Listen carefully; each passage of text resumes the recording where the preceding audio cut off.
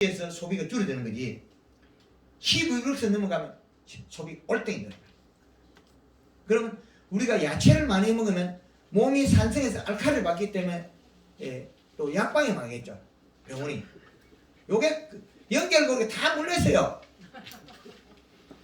도둑놈을 다 때려잡고 나면 열쇠장사가 망해버려요.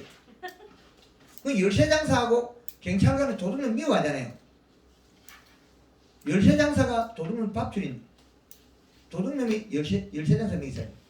그 마찬가지로 산업은 맞물려 있는데 이 산업을 어떻게 풀어야 우리나라가 유리하냐 이거거든요. 그래서 일단은 우리나라의 사과든 뭐든 품질을 높여서 외국 바이어가 와서 한국 농산물을 정말 좋다고 사과가끔 만들어야 돼. 우리는 그렇죠. 우리 강원도 하천이 지리적으로 맑고 깨끗하다. 그러면 소비층이 있다는 거예요. 그 마찬가지로 하동 꼴짝에 지리산 꼴짝에 택배차가 하루에 수덕지 올라가요. 왜 그렇습니까? 맑고 청정지역의 그 매뉴얼 소비층 그래서 이제 하동 꼴짝에 가보면 젊은이들 엄청 많이 살아요. 그리고 택배차가 하루에 많이들 왜? 싣고 들어오는 게 싣고 나가는 게 많다는 거죠. 그래서 우리 지역에도 앞으로는 그런 산업의 변화가 일어나야 된다. 예. 말귀를 잘 못하는 것 같은데 지금 고추 1.5하고 요소 1, 단 1이 뭐예요? 단 1이라는 게. 단 한 번에 완효성 비료. 아, 완효성 비료가 한 번 뿌린다는 거예요? 이 비료는 이름이 단 한 번에라고 정해지가 있는데 아, 비료 이름이 다. 비료 이름이 단 한 번인데 이 비료가 완효성 비료다. 아, 종류가 많은데 완효성 이름이 완효성 비료는 요소가 먼저 녹아 나오니까 또 완효성. 예 완효성을 요걸 보완하라는 거예요. 요소 하나에다가 단이라는 거를 하나 같이 넣는 거예요? 예 완효성 비료를 한 포 열라. 한포 넣으니까 그렇죠. 100g당 그렇죠. 두 포. 2포를 넣는 예 요소 한 포, 완효성 비료 한 포, 두 포를 열라. 1.5리터는 그린 그렇죠. 물 500에 들어간 양 그린 1.5리터 1.5리터를 주고 설탕 1.5에 3kg. 땅에다가 지금 주려는 거 처음 그러니까 씻기 전에 주려는 거 입에 입에다가 그렇지. 아니면 요소하고 다 내려?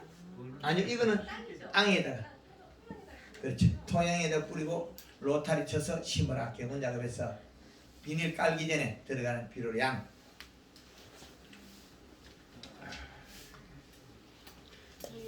예. 그러면은 요렇게 농사를 지면 그 노지에다가 고추 농사를 해도 탄저병이 안 걸릴까요?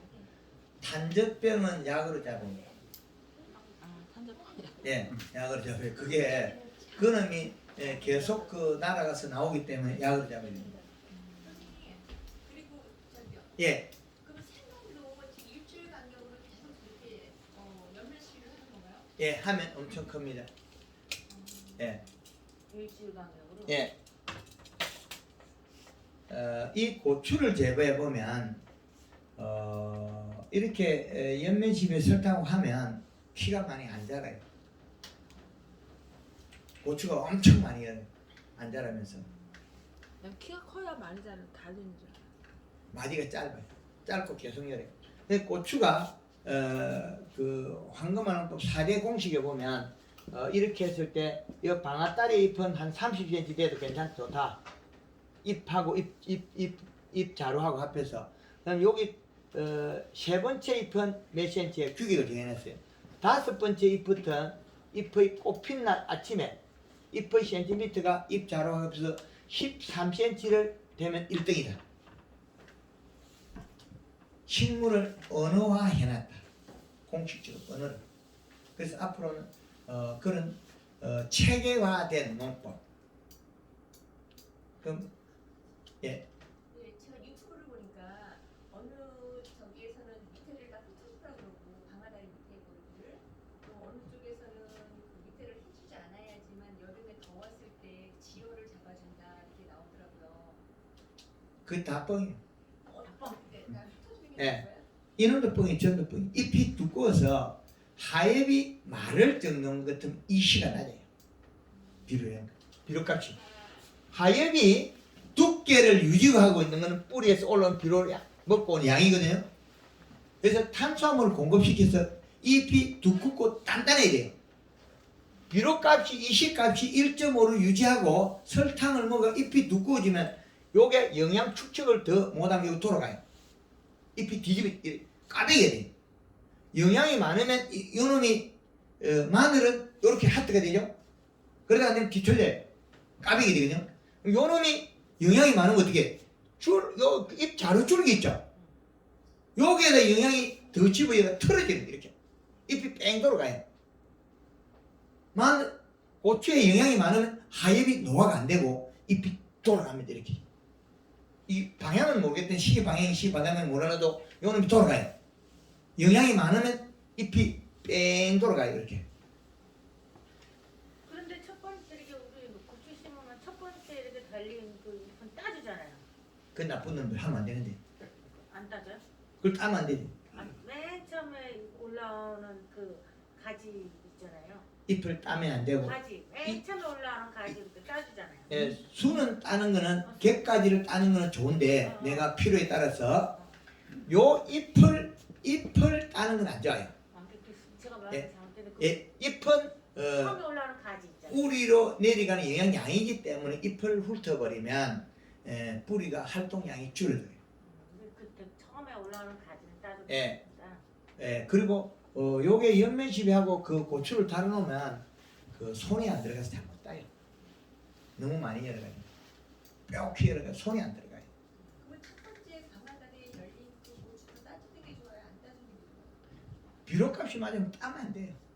그거 다 키워도 남의 힘이. 황금을 넣고 보면 고추가 그 사진 찍어놓은 게 다 달려있죠. 계속 달려요. 왜? 비료값하고 지상부치하고 TRU를 맞춰버려요. 이동량을 계속 열어요. 엄청 달려있고. 그러니까 이렇게 우리가 비료를 갖다가 이제 100평에 완효성 한 포, 요소 한 포 두 포가 돼야 되나요? 그럼 이 시값이 한 1.6 정도 나와요. 1점 몇 나와요. 그러면 우리가 퇴비가 들어가면 퇴비에 그 염기가 있거든요. 그 이시가 나와요. 그것도 좀 나와요. 그러면 2점 몇 이상 안 간다는 거예요. 그러면 고추가 여름에 더우면 이시가 높으면 생장 때문에 타버려요.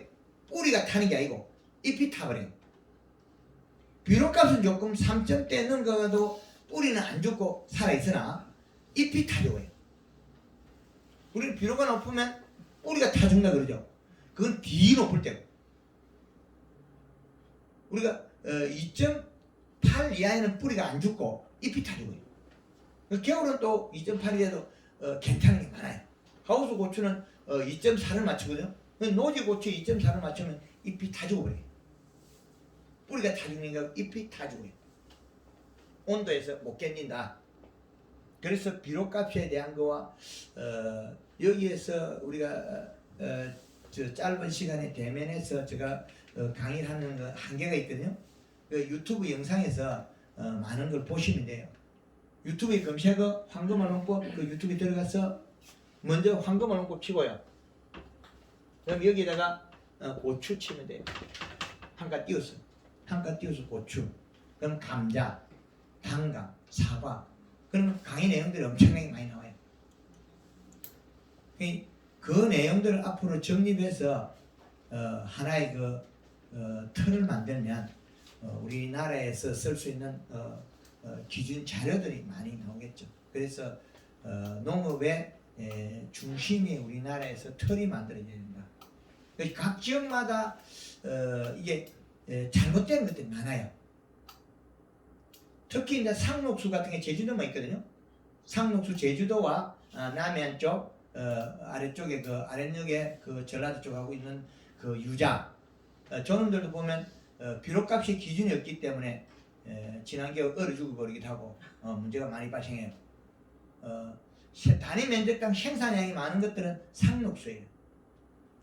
잎을 항시 가지고 있기 때문에 생산이 늘어요. 그런데 우리가 재배하는 뭐 낙엽과 수들은 다른 면적당이 상록수보다는 좀 적게 나와요. 그런 그 위치가 있어요. 사철나무 같은 경우는 잎에서 그냥 계속 이동하기 때문에 뿌리가 성장하고, 낙엽가수나 겨울에 소나무도 뿌리 잘 못 뻗쳐요. 춥기 때문에 이동 영향이 작아서 그래요.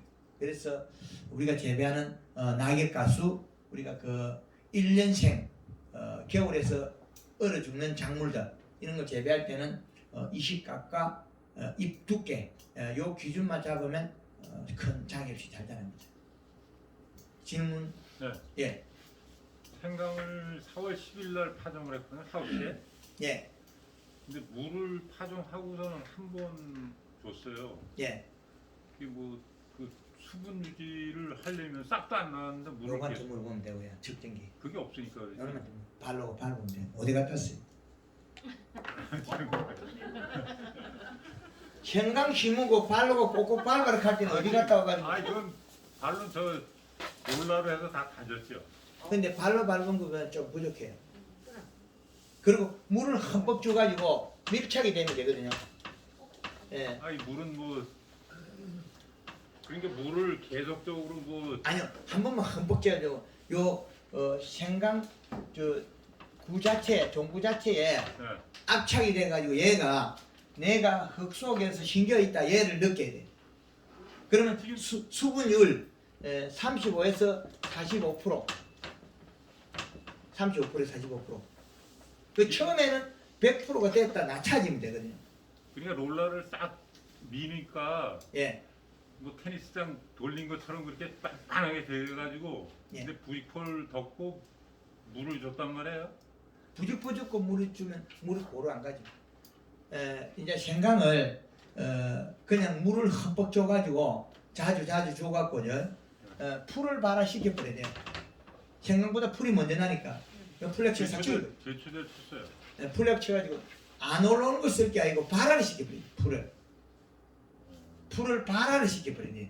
억제를 할 게 아니고 발화를 시켜버릴 정도로 물을 흠뻑 주면 되거든요. 발화를 시켜가지고 풀약 삭체가 죽여버리고 그 다음에 그 위에 이제 부직포를 하건 아니면 그 볏짚을 덮는다는 거죠. 왜? 얘가 노출된 면적이 지온 때문에 그러거든요. 아, 예전에 그러니까 작년 재작년에 일찍 좀 심어가지고 생강을 다 얼려가지고 예, 요번에 이제 하우스에다가 싱크성 부직포를 덮은 그런 현상이거든요. 예, 그래서 지금 뭐 먼저 교육받았을 때 그 진압을 하라 그래서 롤라를 지금 예. 돌려가지고 했고 제초제를 뿌리고 그러니까 풀 안 나오는 제초제죠. 그거 뿌리고 이제 부직포를 덮고서 이제 관수를 한 거죠. 예, 지금 그렇게 해놓은 상태인데 예. 그 좀 이게 이제 흙이 마르니까 이제 수분이 부직포를 덮어놓으면 예. 그 함수량 조절 못하잖아요. 하우스 안에서 그 위에서 계속 수분을 공급해줘야 돼요. 부직포에서 수분 증발하면 물이 공급이 안 돼요. 이게 물이 여기 떨어지고 이쪽에 떨어지고 흘러가잖아요. 부직포 낡은 것 같은 경우 물이 바로 들어갈 수 있는데 부직포로 덮은 목적이 온도냐 온도지 온도. 섭이냐 이 두 가지거든요. 온도 때문에 덮은 그런 거. 그럼 섭은 어떻게 공급할 거냐? 그 지금 저희 부지포는 그럼 얇아가지고 그냥 물이 내려가요. 다 내려가던데요. 예, 그러면 내려가면 예. 그 섭을 한 번씩 이렇게 흙을 꽉 잡아가지고 뭉칠 정도로 습을 유지하세요. 습도를. 아 그래서 지금 이제 그렇게 습을 너무 많이 유지하면 하우스 안이니까 예, 뭐 종구가 상하든지 이런 일은 없나? 여기네. 습은 35에서 45%. 그 자꾸 물어봐도 답이 없잖아요. 습은 예. 그러면은 그 생강에 그 덮는 걸 몇 cm 정도 지금 덮고 우리가 그냥 밟기 전에는 지금 말하는 거. 살짝 이렇게 덮어주는데 네. 밟을 경우 더 팍 틀어지잖아요. 좀 더 덮어요. 덮어야겠네요. 예, 더 덮어요. 몇 cm 정도로 덮어줘요? 한 5cm를 제가 덜 밟고 요즘밖에 안 돼요. 그렇죠. 예. 들어가니까. 그거 밟으니까. 그렇죠. 그럼 깊이 심어서 밟아줘야겠네요. 조금 더 깊이 심 밟아요. 조금 더 깊이. 그래 밟아야만이 이 밟는 방법을 많이 알려줬거든요. 어떤 사람이 생강 심어가 밟고 나니 110% 났대. 뻥을 치고 있어요. 그게 부직포를 덮고서 유튜브를 보니까 부직포 그거는 이제 덮어놓은 것도 밟으라고 시킨 거고, 예, 덮기 전에 밟든지 밟아야 된다. 그 생강이 이제 이때 숲이 나올 때 심고 밟으라는 거죠? 아니죠. 아예 심어 아무것도 나오지 않은 상태에서 그냥 심자마자. 심자마자 발화를 시키면 우리가 이제 편차가 생기잖아요. 네. 밭에는 온도가 낮기 때문에 발화가 똑같아져요. 생강 그대로 심어서 예. 뿌리가 이렇게 나오게끔. 그렇죠. 예, 그래서 밟아라는 거예요. 부러질까요? 근데 싹이 나오기 전에 아니 우리가 지금 발화를 시켜서 심거든요. 이만큼 시쳐 나오게. 네, 근데 걔가 한 번 부러지면 거기선 안 나오고 다음에 나오려면 시간이 또 걸리잖아요. 그렇죠. 그러니까 밟았을 때 그건 밟으면 안 돼요. 촉을 발화를 시킨 건 밟으면 안 돼요. 그렇죠. 생강 자체를 심었을 때 밟으라는 근데 이제 그 발화가 된 걸 심으면 눕히고 심으세요, 약간. 눕혀서. 여기 각도를 우리가 지금 요렇게 시원하면 밟으면 요 부러지니까 요 각도를 눕혀가지고 눕히고 심으면 밟으면 문제 없어요. 발화된 거는 예, 발화된 거는 길게 발화된 건 아예 밟을 생각하지 말고 물을 흠뻑 주고 물을 볏짚을 깔고 물을 주면 땅이 안 닿아요. 생강을 전체를 서산 쪽에서 조사를 해보니까 서산 예산 쪽에서 어떤 문제가 있냐면 이게 그 일하는 작업이 이게 이제 인력이 부족하니까 그쪽이 약간 항토예요. 이 로타리 치가지고 생강을 설금설금 씌워 놓으니까 발화가 안 되는 거예요. 위에도 또 볏짚을 덮어버리니까 또 수분 보선력이 없어요. 밑에 여기는 물을 주고 나도 물이 없어요. 물을 주고 나도. 그래서 이걸 갖다가 어떻게 찾았냐면 생강밭에 가서 계속 조사를 해보니까 똑같은 씨앗을 심었는데 종고 심었는데 여기 앞쪽에 좋고 저쪽에가 좋고 저쪽 밭에 좋고 이 두 사람이 심은 자리만 그런 거예요. 이 짝꿍이가 두 사람 심은 데 있죠. 그 두 사람이 꼭꼭 누르고 심은 거예요. 두 사람이 요 골 심을 때 앞골 심을 때 요 사람이 두 사람이 짝꿍이 심은 거예요. 그래서 두 사람 꼭꼭 누른 거죠.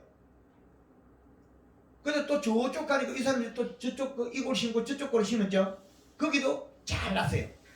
또 그 다음 저쪽 밭에 가서 그 한 팀이 심은 게만 좋더라. 그래서 밟으라 그랬거든요. 그래서 역시 밟아보니까 발화율이 동시에 나고 균일하다. 우리 생강을 똑똑 따가지고 쪼갰을 때는 같다는 거죠. 모양이 색깔이라든지 눈을 나니 그걸 갖다 우리가 집에서 발화해보면 같이 나거든요. 온도 조건에서. 그런데 밭에 심었을 때는 얘가 진압을 안 해주니까 안 되더라는 거죠. 그래서 진압하는 거예요. 진압해도 함수량은 요 정도 유지해야 됩니다. 그래야만이 발화의 조건이 맞다.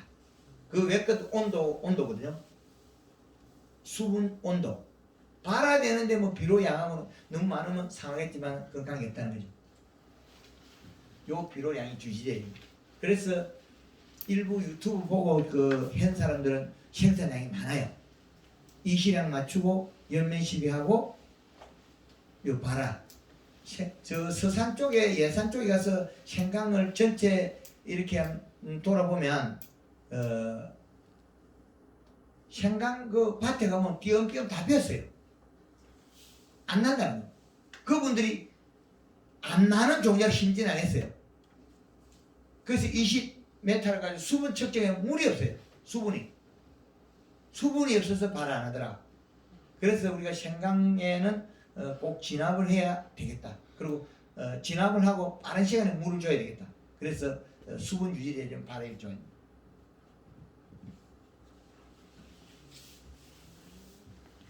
생강이 단위 면적당 그 양념 채소로서 가격도도 높고 단위 면적 생산량이 많아요.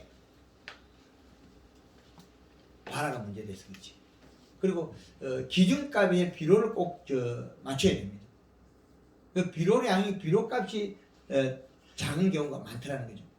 그래서 그 비료값하고 다 분류를 해놨잖아요. 그러면 우리는 재배 농가에서는 큰 어려움이 없죠. 이 방법 사용하면. 우리 여기 그 양념 채소 중에서 생강은 강원도 하천에서 좀 재배하는 거예요. 예. 우리 몇 박스 왔지? 여기 그 생강 재배한 지가 한 몇 년 정도 됐어요. 오래됐어요. 6년 6년. 6년 차에. 그럼 여기 그 생강 재배지가 아래쪽이 아니고 저 산 쪽입니까? 여기 요 근방에다 금방에 다 논에 심어요? 밭에 심어요? 밭에 많이 밭에 심어. 밭에 심어요. 쿨러 설치합니까? 쿨러하고 아니면 정적관적 깔고. 점적관수에 쿨러의 장점과 점적관수의 단점. 쿨러의 장점. 쿨러는 잎에 물을 뿌리기 때문에 우리가 비료를 자주 쓸 수 있고 연면십을 자주 쓸 장점이 있어요. 점적가스는 물 주면 이렇게 기울어요. 들어가는 자리는 이식값이 낮아지고 나오는 자리는 이식값이 높아져요. 건조되는 면의 전체 면을 물을 못 주기 때문에 분소수는 괜찮은데 점적관수는 균형적인 데이터가 안 맞아요. 균형이 안 된다. 그래서 균형이 되려면 그 점적 간수보다는 쿨러나 분소수가 낫다는 거죠.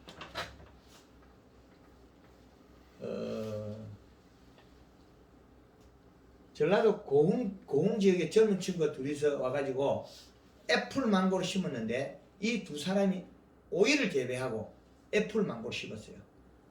그러면 이렇게 해가 이 나무가 자라고 있는데 요 놈이 한 사람은 돈이 없어가지고 분소수 깔았어요. 물이 분사가 많이 되겠죠. 한 사람은 점적옷을 쭉 깔은 거예요. 여기 비료가 물이 요리 돼가 요 비료가 요리 튀어나왔어요. 나무가 잎이 자꾸 새순이 타 죽어요. 이 시가 이 친구는 얼마나 요거 타 죽는 친구는 2.7이 나와요. 그리고 많게는 이게 얼마 나오냐면 3.2까지 나와. 이렇게 올라가요. 여기는 얼마 나오면 1.7이 나와.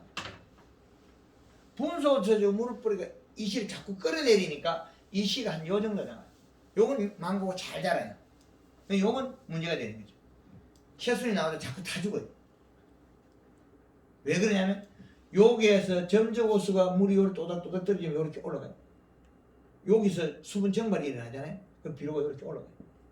많이 주면요. 네? 점적코스로 물을 많이 주면. 많이 주는 많아 똑같아요. 올라가는 거.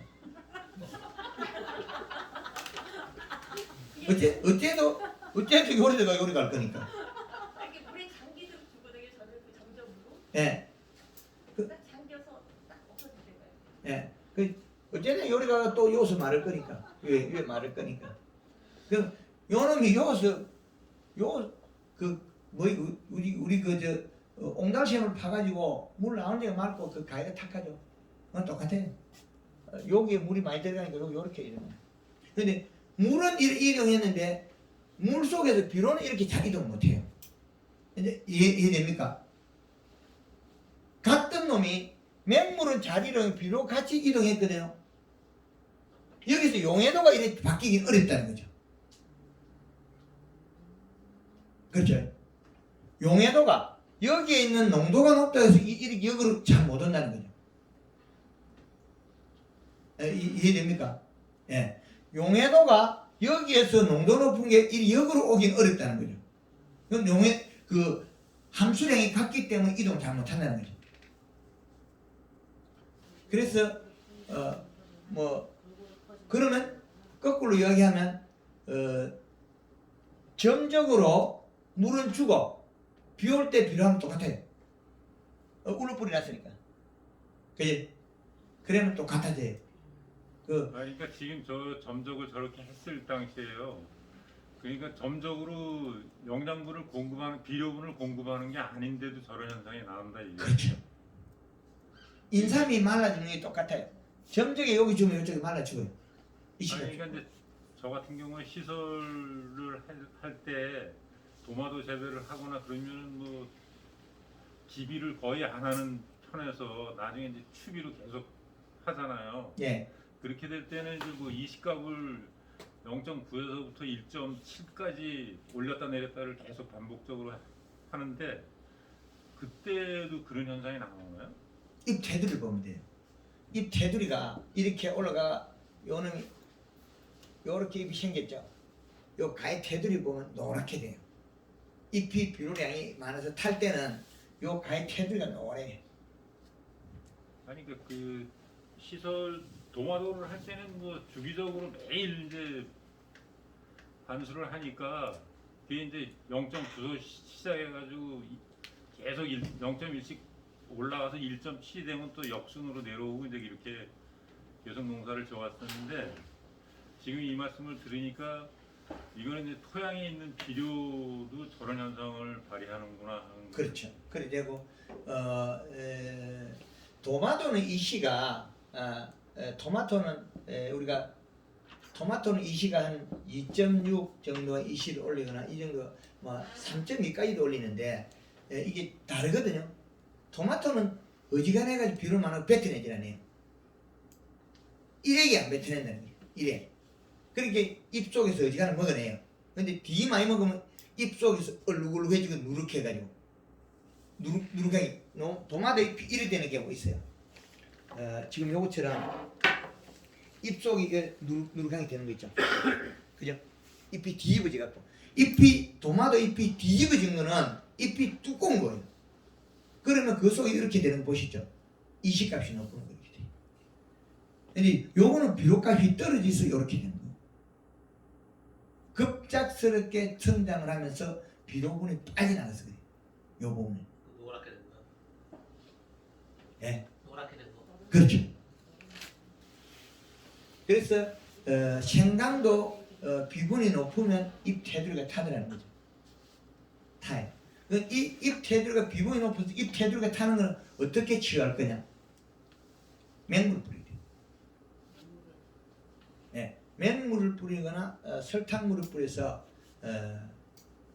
잎에 있는 연수 이동시켜 빼내야 돼요. 이동시켜 뿌리로 가야 돼요. 뿌리로 내려가면 지상구 또 나오거든요. 성장을 빨리빨리 시켜야만이 비분이 소화가 된다. 그래서 생강은 한 1.5까지 가면 괜찮아요. 그래서 잎이 살이 찌면 요놈도 펴야 돼요. 옥물이 지면 얇고 거의 대다수가 펴지면 살찐 거, 뒤집어지면 살이 많이 찌고 얇으면 옥물이지고 탈수가 돼도 옥물이지고 두 개는 이렇게 같아요. 잎을 마음대로 볼 수 있어야 돼요. 기술이 모든 게. 그 두 가지만 잘한다면 큰 게 문제 없어요. 고추잎도 이렇게 뒤집어져 있어야 되는데 우리가 고추를 재배할 때 고추 잎이 형태가 나타나거든요. 어떤 형태로 나타나냐면 고추 잎이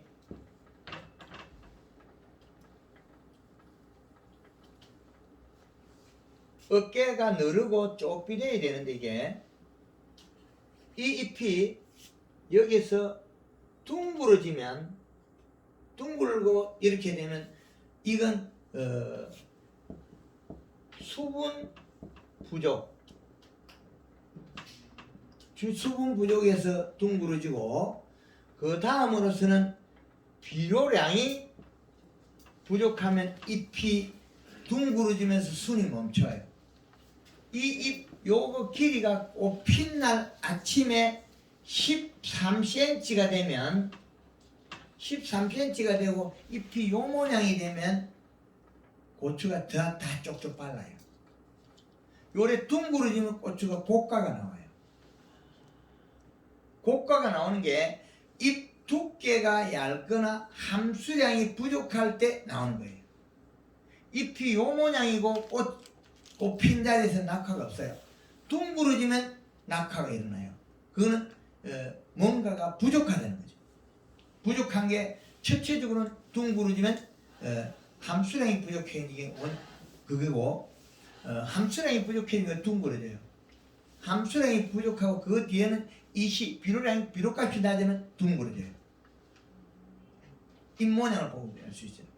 이게 판단이 안 되면 아침에 해 뜨기 전에 사진을 찍어서 분석을 해보면 휴대폰 분석이 되고 그래도 안 되면 그 사진을 문자로 보내주면 분석이 가능해요.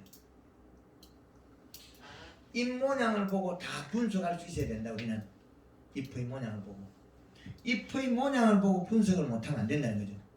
나타나는 현상이니까. 근데 나타나는 현상은 기계 측정보다 늦다는 거죠. 그래서 우리가 농사 지을 때는 밭에 갈 때는 자를 가지고 와서 잎을 재봐야 돼요. 잎의 센티미터.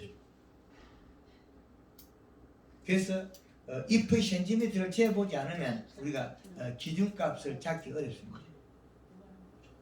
그래서 황금알 농법에서는 잎의 크기, 잎의 면적, 잎의 모양, 잎의 두께 이런 거에 대해서 많이 강조를 합니다. 그거는 뿌리에서 먹는 비료량에 비례하기도 하고 생산량의 생산 우리 산물에 대해서 직접적인 그 관여가 되기 때문에 그러는 거예요.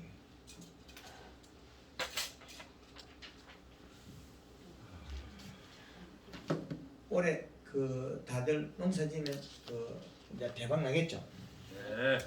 고추 같은 경우는 정말 양파가 예, 이제 저는 한 3년 전에 그 똑같은 원형은 잡혔는데 한쪽이 안 큰 거예요. 예, 그리고 작년에도 한 농가가 이 한쪽 끝에가 한쪽이 다 안 컸더라고요. 예, 한물이 된 거지. 예, 그 겹은 다 만들었는데 못 큰 거예요. 예. 그 원인은 비료를 얼마 주는 거 알아요? 비료는 그냥 평상시대로 매년 한 거죠.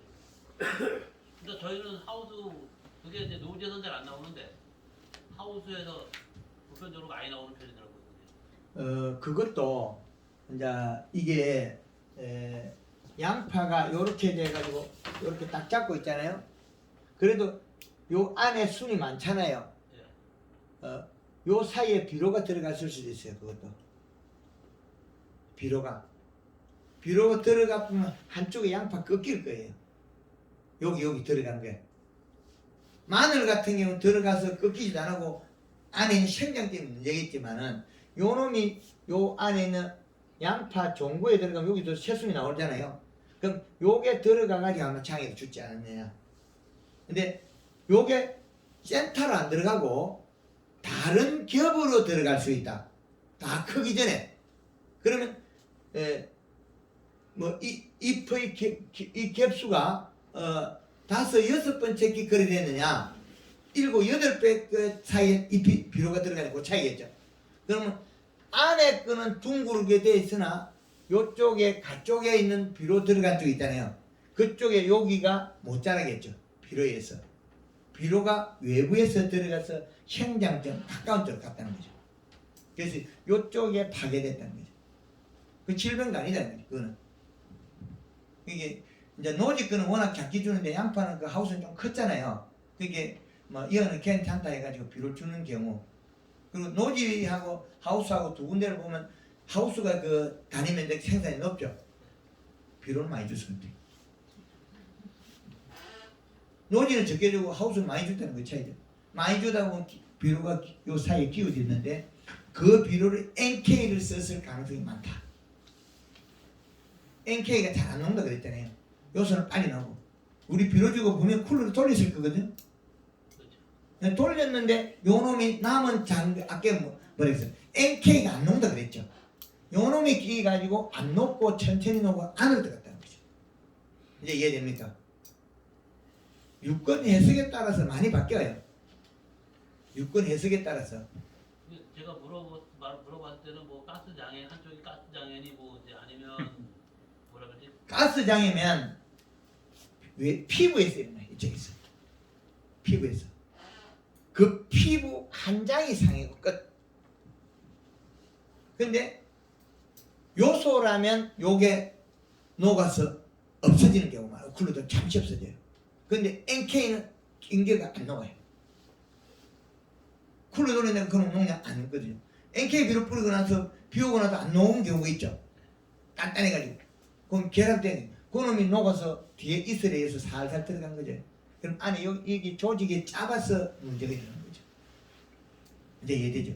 네, 그래서 비료를 후반에 장애가 일어날 것까지 대비해가지고 비료를 결정하는 게 좋다. 그게 아마 맞을 겁니다. 이게 그 짧은 시간에 다 해야 되다 보니까 왔다리 갔다리 하거든요. 잘 알아들으세요. 저도 헷갈리는데 앉아있는 분은 또 얼마나 헷갈리겠습니까? 이게 우리 동네 형님들 같으면 내가 뭐만 할 거라고 알고 있거든요. 근데 우리는 이게 우리 경상도하고 이 강원도하고 거리가 머니까 세상 뭘 이렇게 말할까 우리 그 감을 못 잡거든요. 그래서 좀 이 짧은 시간에 이렇게 한 번에 다 알려주려니까 저도 왔다리 갔다리 하고 저도 이게 중심 잡기가 어렵습니다. 그렇기나 말기나 큰 틀은 비료무에 큰다. 이식값은 얼마다. 생강은 밟아야 된다. 생강은 이식값은 얼마다. 수분은 얼마다. 요 큰 틀을 아시면 돼요. 큰 틀은 나오잖아요. 윤곽이. 예, 거기에서 뭐 연면 시비는 뭐 겨울에는 뭐 보로. 그 다음에 썰이가 올 때는 뭐 7일에서 10일. 평상시에는 일주일 만에 먹는다. 이건 내가 직접적인 영향이 있기 때문에 뭐 안 하는 건 관계없으나 내가 선택은 그렇게 하면 좋다. 예, 그런 큰 틀. 그것 속에서 잎이 두꺼워야 뿌리가 많이 발달한다. 이겁니다. 이런 큰 틀은 알고 가셔야 돼요. 그래야만이 생산이 된다. 그리고 지상으로 먹은 이 영양소가 얼마나 되겠냐 이걸 보면 품질에서 미치는 영향이 엄청나게 커요. 품질에서 사과를 쪼개는데 우리 한꺼번에 먹으면 뽀얗거든요. 그런다고 해서 양파 쓰는 거나 사과 쓰는 거 두 놈이 똑같다는 거예요. 고추 쓰는 것도 마늘 쓰는 것도 똑같다는 거예요. 그런데 그 시기에는 그 영양소가 적합하고 균등하게 배치되어 있다는 거예요. 균등하게. 한쪽에 쏠림 없이. 그럼 식물지 스스로 일을 하게 만들라는 거죠. 우리 인위적으로 행동을 바꾸주는 게 아니고 그래야만이 자기가 제일 편리하게 에너지화한다. 그렇게 되어 있습니다.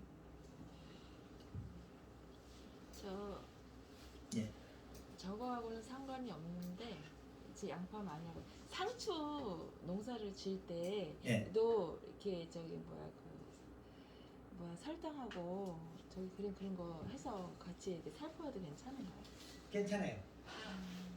그것도 이제 그 기간을 저런 식으로 이제 두고 기간 상치가 여름 상치냐 겨울 상치냐 이 차이거든요. 겨울 상치는 이시가 2.4겐디나 여름 상치는 1.5를 넘어 잎 체중이 타요. 사계절 이시에 대해서 전에 가르쳐준 거 있죠. 네네. 그 작물에 따라서 사계절 이시에 들어가야 되는 것들이 꼭 있어요. 사계절 이시.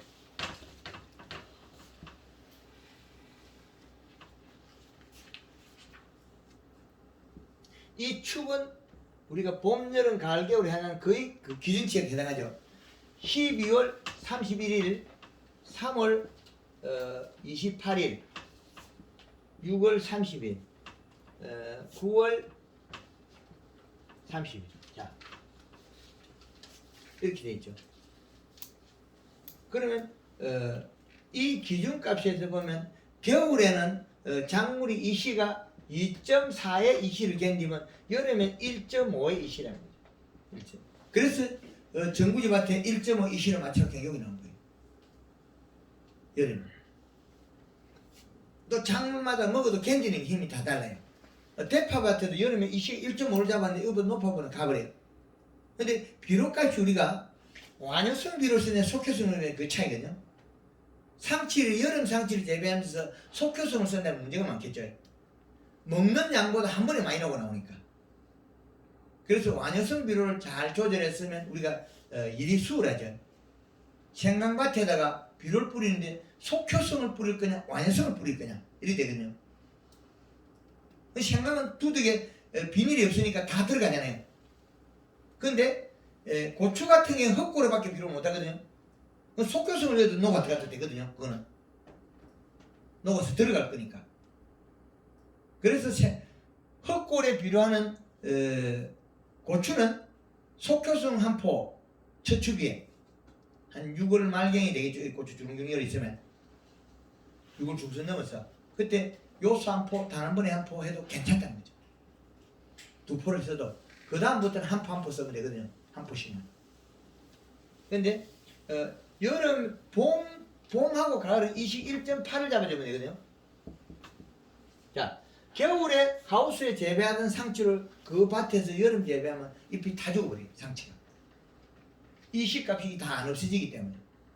그래서 노지에 우리가 상추를 재배한다면 이 시값을 1.5를 잡으면 되는데 이 1.5의 이 시는 아까 이야기한 것처럼 밑비로 요소 한 포와 완효성 한 포라면 이 시 1.5가 잡혀요. 비료값. 이 비료값이 맞아야 이 테두리가 안 타요. 몇 년 전에 작년 거제장에는 상추값 여름 한 비싼 적 있죠. 왜 비쌌냐면 상추 잎 테두리가 노랗게 타버렸어요. 잎 테두리가 타고 그 상추는 땅바닥에 붙어 있잖아요. 근데 지온이 올라갔거든요. 그 지온을 막기 위해서 하엽을 안 땄으면 되는데 상추 재배하는 데는 하엽을 따버리거든요. 하엽을 따면 표면에 가리는 잎이 적어요. 그래서 깻잎이나 상추나 가격대가 비슷하거든요. 그럼 깻잎은 그늘이 있어요. 이렇게 키가 크면서 그늘이 있어서 상추보다는 조금 수월하죠. 그리고 묽해지는 것도 적고. 밑에 거 따지지 말라는 거. 그렇죠. 나 다 따버렸네. 그걸 따버리면 상추. 따버리면 어떻게 되냐면 뿌리가 죽어요. 밑에 거 그냥 놔두고 위에만 따버렸네. 그렇죠. 그 배추 같은 거 이렇게 그 우리가 까린 배추 있잖아요. 예, 그거는 그 까리가 파는 거 있잖아요. 그것들을 밑을 많이 키워놔야 돼. 그럼 그놈에 계속 일을 해주기 때문에 위에 잘 나와요. 지저분해서 자꾸 따. 그걸 따면 안 돼. 지저분하니까 자꾸. 예, 그걸 따면 안 돼. 큰일 나요. 그걸 따면 그 잎이 흰가루하거나 그래 될 때는 잎 두께가 얇아서 오고 무게도 안 나가요. 그러니까 하엽을 두고 하엽이 일을 잘해야만 상엽이 두껍게 나와요. 결국 끝에 가늘어지고 그걸 따고 나면 양도 생산량도 감소하고 잎 두께가 얇을 거예요. 쉐입들이 무게가 안 나가요. 결국 무게로 팔아먹어야 되는 상추도 이파리 계속 시하려는 거 아니잖아요. 그럼 밑에 있는 걸 깔고 있어야 돼요. 밑에 많이 깔고 있어야 많이 그게 되는데 그 밑에 있는 걸 깔고 있는 방법이 설탕하고 요 방법 써야 돼요. 방법. 이 상추 재배도 비료값만 높이면 재미나요. 많이 나오기 때문에. 비료 수치가 늘려버리면 다 죽어버려요. 근데 위에 해순이 타주지 하엽은 잘 안 타요. 근데 위에 보면 해잎들이 타죠. 테두리가. 비료해 놓고 나면. 근데 그 비료를 속효성을 쓰지 말고 완성 비료 써요. 주기를. 그럼 천천히 나오겠죠. 그 비료 쓰는 방법이나 요즘 비료 자체가 기능성 비료들이 많이 있기 때문에 그건 없었어요. 그런다고 해서 뭐 수입 비료 더 비싼 거 쓰지 말아요. 그거 하나 끊으면 똑같으니까 큰 차이가 없습니다. 요 비료의 기준에 대한 거.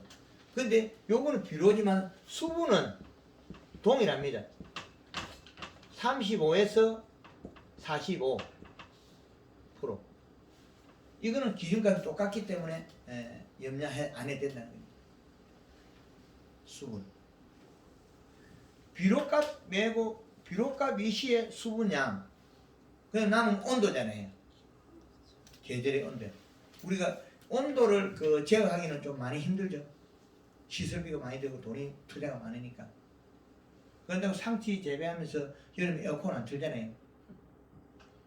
그럼 에어컨 안 틀면 이기는 방법 뭐겠습니까? 하엽을 많이 줘야 되겠죠.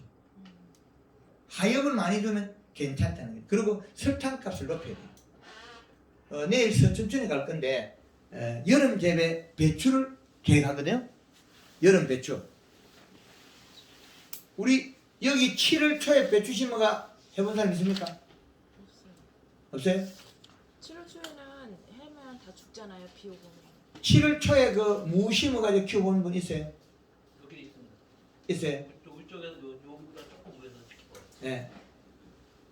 제가 창원에서 감시를 6,000병 심어가 죽어버린 바람에 7월 3일 날 창원에서 무를 2,400병 심어가 성공시켰어요. 창원에서는 여름 무 재배 안 된다 그러죠? 근데 간단해. 씨앗이 올라오면 이파리가 있고 이파리가 있으면 지가 그늘지고 간단하게 되죠. 그 배추는 더 그늘이 크잖아요. 그러면 그늘이 늘기 때문에 기온이 안 올라가요. 아무 문제 없거든요. 6만 원대 죽는 거잖아. 조금만 모종해서 죽잖아. 네, 안 죽어요. 그것도 설탕 넣어주면 되죠. 더위 추위 이기는 거 뭐예요? 설탕. 더위 추위 이기는 건 설탕. 뭐 그 간단한 문제를 어렵게 부르세요. 더위 추위를 이기는 건 설탕이다. 올해 여름 배추 한번 심어봐야 돼. 네, 그 지금 강원도 저 설계해가지고 선천전지기 할 거거든요. 도전도 안 하고 성공하기를 바라고 시작도 안 하고 부자 되기를 바랄 수는 없잖아요. 뭐 시작도 안 한 사람이 뭐 부자가 되고 도전도 안 한 사람이 실패를 하겠어요. 실패를 한 만큼 부자 되는 성공한 확률이 가까워지죠. 올해 이제 먼저 와서 가르쳐 주셔가지고 배추를 심었는데 예, 저희 배추 한 5월 초면 작업을 해요. 예, 근데 이제 작년 같으면 그밭 고랑으로 다니면 못 다녔어요 사실은. 예, 이제 햇고랑으로 다니면. 예. 근데 올해는 햇고랑이 이 배추가 딱 거의 이렇게 올라붙어 있어요 거의 다. 그렇죠. 네. 이게 이제 키도 어디가나 맞았고 가르쳐 주신 대로 그냥 설탕은 뭐 일주일에 한 번 정도. 어떤 날은 일주일보다 좀 빨랐고 키로보다 좀 빨랐고 어떤 날은 일주일보다 늦었고 그랬는데 그치. 그게 딱 맞은 사이즈 나와요. 근데 작년 같으면 그 햇고랑으로 못 걸어 다녔어요. 사실 잎이 부서져서. 잎이 찍힌 것이 가지고. 근데 올해는 햇고랑이 훤하게 보여요. 사실 이렇게 딱 붙어가지고. 그렇죠. 배추 키가 딱 맞아요. 잎 두께도 딱 맞고. 그 이제 그 하우스 안에 있는 거지. 하우스 안에. 하우스 안에 좋은 겁니다. 막상 없 그거 빼내고 배추 한 번 더 심어. 8월달에 빼내고. 배추 막상 어때요? 설탕. 아직 모르죠. 이제 먹어봐야 하는 거지. 생각만 해도 맛있을 것 같은데. 기가 막히게 많아요. 네, 설탕을 먹어서 당도가 높을 거 아니야. 아니요, 네, 그 설탕을 빼도 맛있어요. 예, 아니 설탕에 혹시 그렇게 주변에 개미 안 모여들어요? 괜히 저 아버지가 돈이 없어서 설탕을 먹는 법을 안 가르쳤어요. 개미 동네에는 사탕 가격이 없어요. 그 양이 작기 때문에 자기가 흡수할 만큼 부족해요. 예, 저 산속에 가서 개미한테 고기 덩어리 주면 그 산속에 있는 개미 안 먹어요. 산속에 있는 그 개미들 있잖아요. 그 메르치나 이런 거 주면 빵가루 주면 안 먹어요. 걔네들은 그 산속에 있으니까 우리 민가하고 떨어져 있으니까 이거 먹는 거를 대대손손 안 배웠기 때문에 자기 DNA상 이걸 먹어야 되는 그게 없어요. 산속에 가서 그런데 사람이 있는 곳에 있는 개미 있잖아요. 그것들은 고기나 이런 부스러기 좀 잘 먹어요. 그 구조가 몸의 구조가 바뀌었거든요. 그래서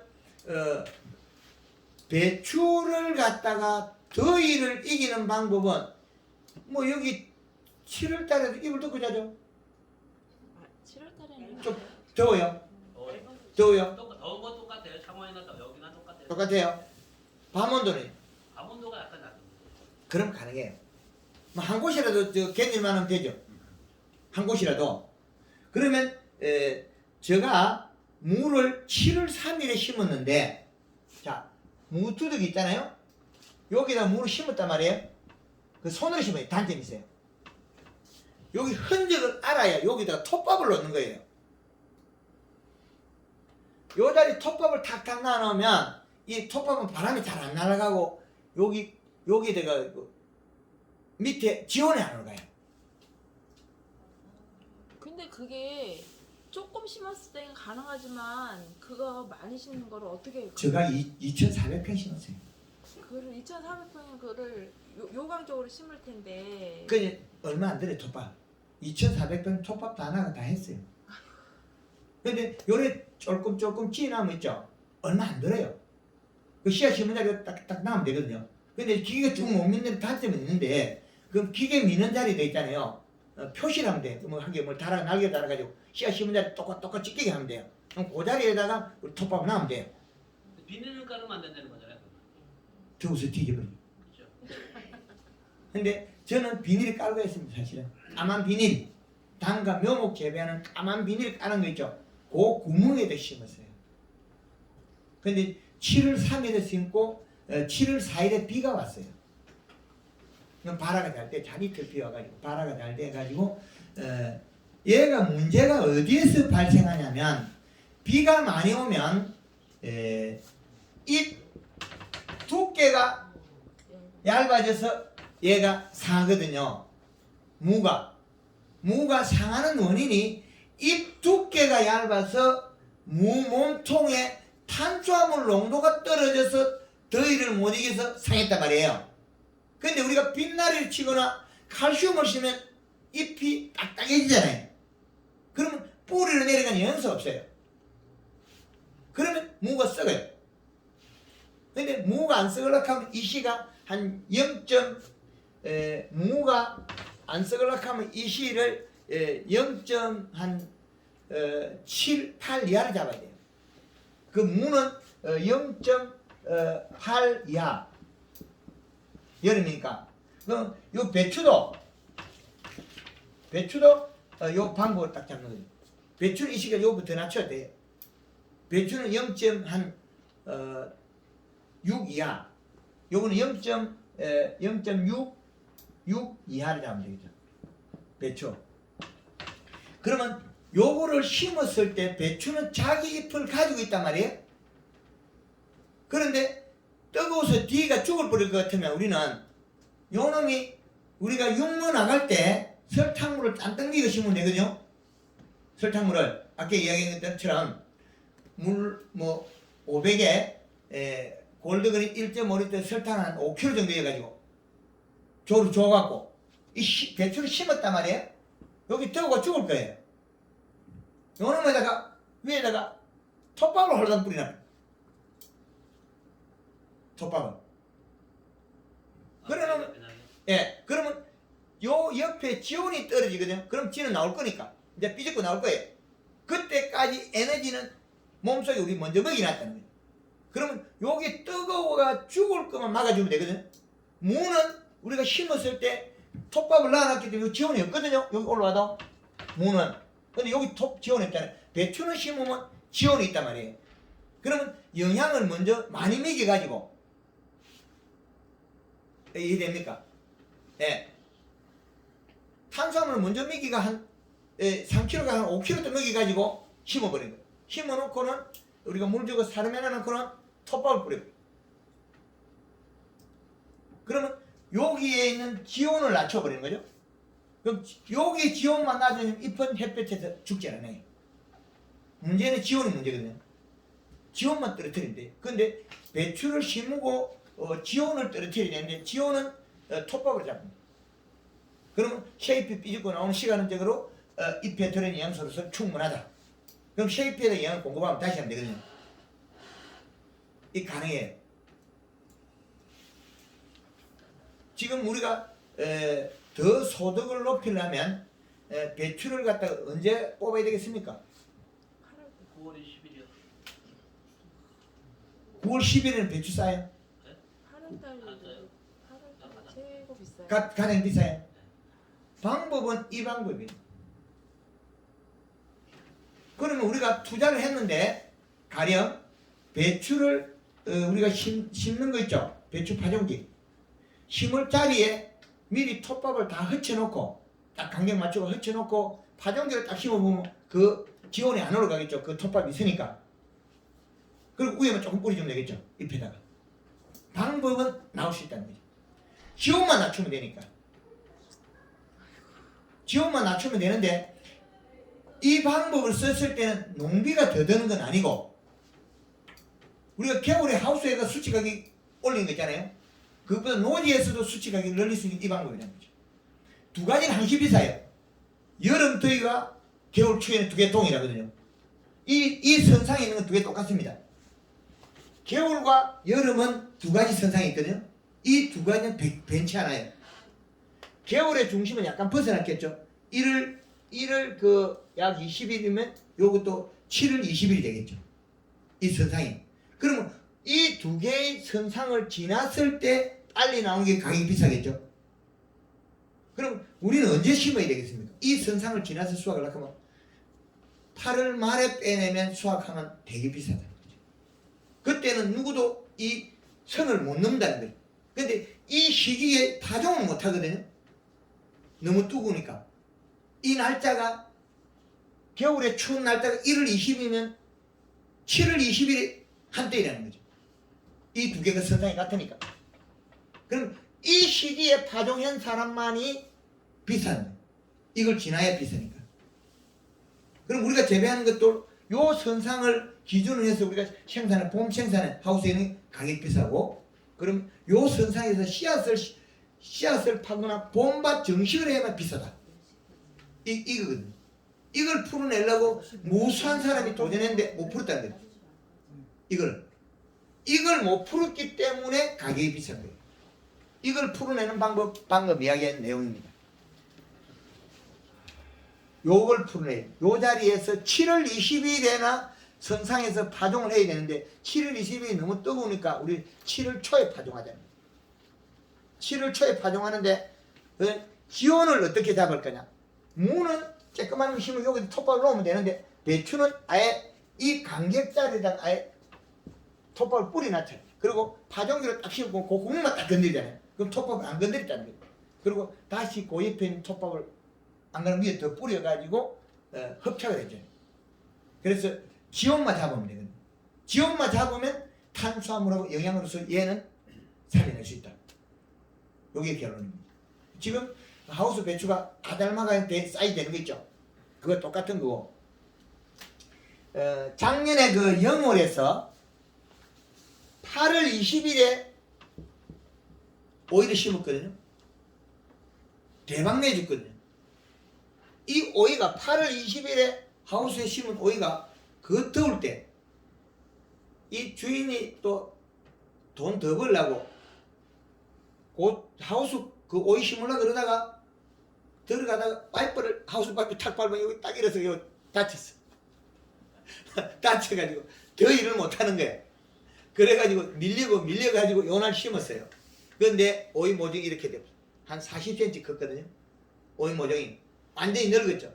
심으자마자 땅에 툭 구부러지면 뜨거워 뒤 죽어. 심자마자 당그름 해가지고 이만한 걸 여기 모가지 묶고 맸거든요. 그런데 요놈이 걱정하지 마라. 행운이 돌아올 것 같다. 행운이. 물론 다치게 된 그것도 행운일 것 같다. 그래서 오이를 쭉 키운 거죠. 열매 시비하고 이시랑 맞추고. 이 열매를 탈 때 됐단 말이에요. 잎 사이즈가 안 나와요. 설탕 넣어가지고 계속 더 키웠어요. 그 하엽이 양이 늘어난 거죠. 한 17마리 정도 늘었어요. 12마리 다니까 15마리 이상 17마리까지 쭉 키웠어요. 그 설탕을 더했죠. 잎을 단단하게. 그럼 뿌리가 많이 뻗었겠죠. 그 뒤에는 오이를 다니까 줄줄이 달려요.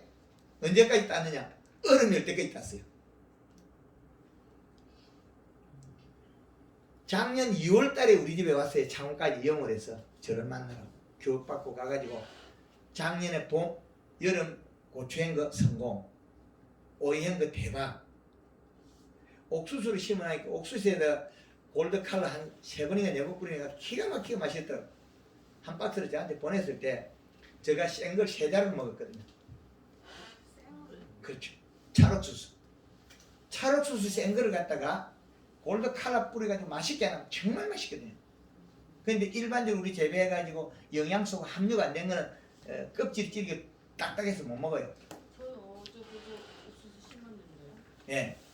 이건 언제 주는 거예요? 지금 주면 뿌리를 많이 뻗고 성체가 커지는 거고, 우리가 추비할 때 하면 옥수수 자루가 길어지는 거고, 그 중간에 한 2-3번 뿌려주면 알이 엄청 맛있어요. 그러니까 한 서너 번 해야지. 예, 그렇게 하셔야 돼요. 그래서 우리가 이 그 자연 환경의 기준을 보고 내가 돈 벌 걸 선택을 하셔야 돼요. 누구도 감히 못 넘나드는 자리가 있어요. 감자를 갖다가 1월 20일 못 심죠. 그래서 하우스에 심어가 여기 나오게 하는 거예요. 그죠? 양력 7월 20일에 배추를 못 심으니까 어떻게 저장을 하고 있죠. 그 저장은 여름 배추가 저장이 안 돼요. 왜? 몸속에 탄수화물이 없기 때문에 썩어버려요. 창고에서. 근데 봄 배추를 탄수화물 많이 먹이가 저장을 하면 가요. 괜찮아요. 두 가지 선택을 하라고. 지금 봄 배추를 조금 더 늦게 해가지고 요때 캐가지고 이어놓으면 요때가 비싸 팔 수 있잖아요. 그럼 우리는 요때 키워가지고 겨울을 지난 셋째로 팔기 위해서 하잖아요. 노지 나오기 전에.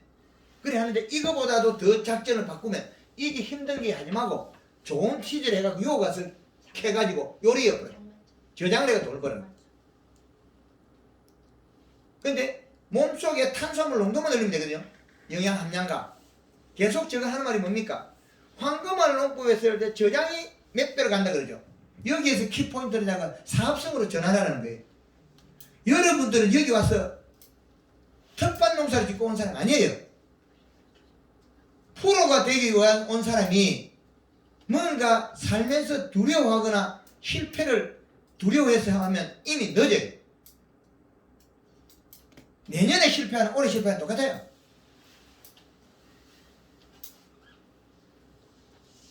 (10년) 뒤에 실패하면 뭐겠습니까? 똑같아요. 그렇기 때문에 일정 부분은 우리는 투자도 해야 되고 개발도 해야 되잖아요. 대기업에서 개발 부서가 얼마나 크고 거기에 투자를 하고 있습니까? 돈 안 나와요. 10년 뒤에 돈 나올 거예요. 그래서 거기에 투자를 하고 있잖아요. 그런데 우리는 어떤 이 계절을 갖다가 놓고 돈을 벌 거냐 결정해야 되는데 내가 너하고 똑같은 계절 흘러가면 어떻게 돈을 벌 것이에요? 돈은 사계절 속에서 허점이 빈 곳이 있어요. 이 빈 곳을 뚫어야 돼요. 지금 하우스 농사 짓는 게 잘했다는 게 아니에요. 너하고 똑같이 팔아야 되니까. 그런데 그걸 더 늦췄다면 생산 시기를 늦추고 여기서 저장이 여기다 팔고 있어요. 창고 들어가면 되죠. 그렇지 않으면 노지에 심으면 이쪽에 나오더니 방법론이죠. 지금 아마 지금 재배한 건 곧 저장액이 들어가서 이까지 못 갈 거예요. 가긴 해요. 근데 작년에 그 서천천 배추가 얼마 전까지 있었거든요. 안 상해요. 겨울 배추 재배한 것들이 상하지 않아요. 그래서 제가 하는 내용들을 잘 키포인트로 잡아가지고 우리가